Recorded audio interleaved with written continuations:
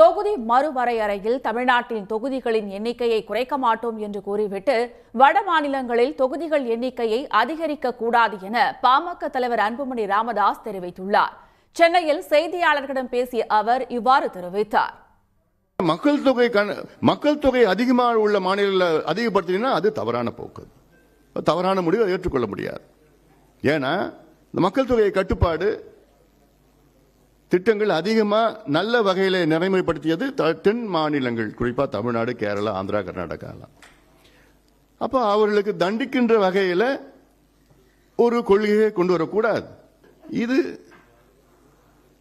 கட்டுப்பாட்டில் கொண்டு வராத மாநிலங்களுக்கு இது அட்வான்டேஜா இருக்கக்கூடாது. அதுல நம்ம எல்லாம் உறுதியா இருக்கணும். அதுல பாட்டாளி முயற்சி உறுதியா இருக்கு. இது தமிழ்நாட்டினுடைய நலன்களை விட்டுக் கொடுக்க கூடாது.